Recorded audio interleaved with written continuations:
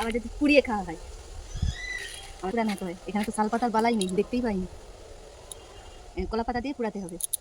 আর দেখ কত সুন্দর কচি কচি, মানে কচি কচি নিম পাতা দিলে না আমাকে এত সুন্দর খেতে ভালো লাগে।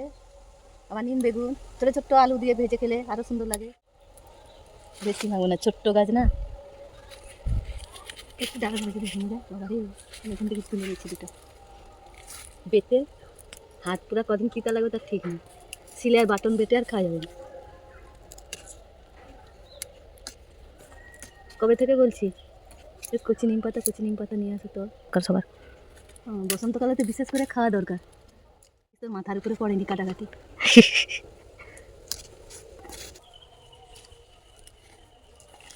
ছেড়ে দিলাম।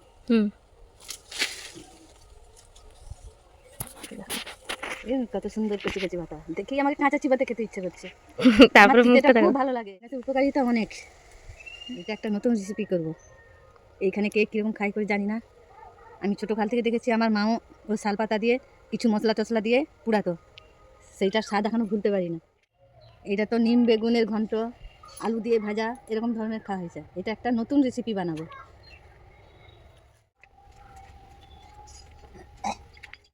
আজকে নিম পাতা পেড়ে নিয়ে এসেছি। নিম পাতা আজকে পোড়ানো হবে কলা পাতা দিয়ে, শাল পাতা দিয়েও পোড়ানো হয়। পাতার সাথে নিম পাতা নিয়ে এসেছি, কাঁচা লঙ্কা দিলাম,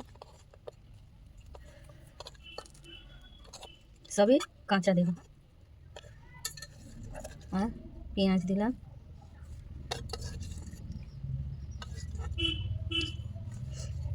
কালো সরষে দিলাম,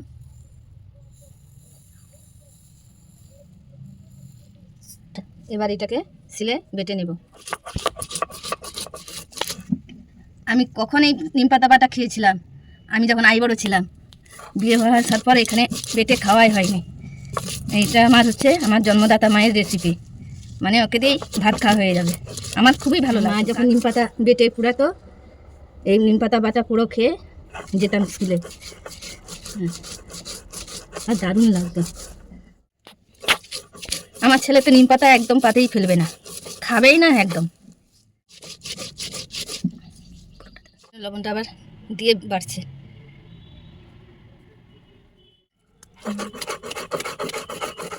কমপ্লিট হয়ে গেছে বাটা। এবার আমি তুলে নিচ্ছি। কলা পাতা নিয়ে এলাম,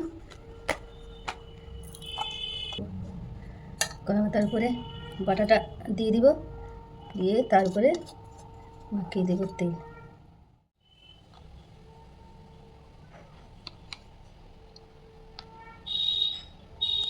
এবার এটাকে মাখিয়ে নিলাম,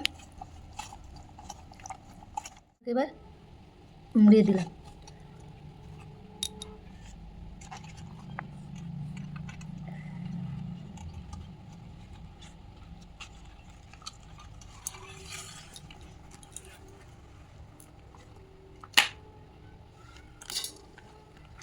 সাপোর্ট দিয়ে দিলাম যাতে না খুলে যায়।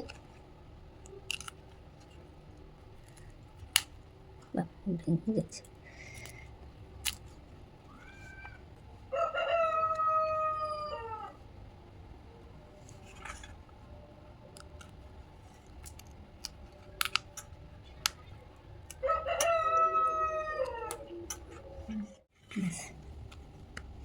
চল এবার হয়ে যাবে।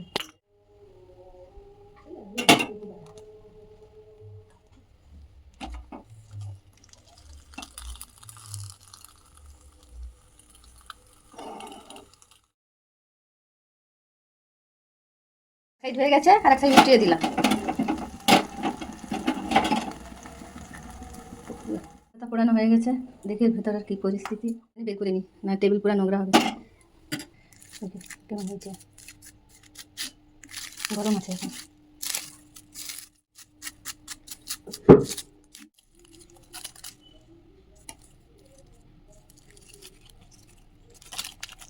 দেখা পুরাটা হয়ে গেছে, খাওয়া দাওয়া শুরু হবে।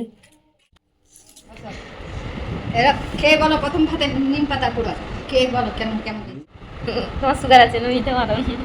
তোমার সুগারের পক্ষে ভালো দিতে খাওয়া।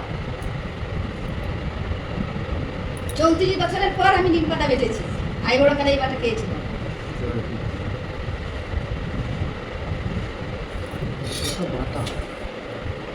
তো মেজে খাবো তো। হ্যাঁ, খেয়ে দেখো কেমন হয়েছে।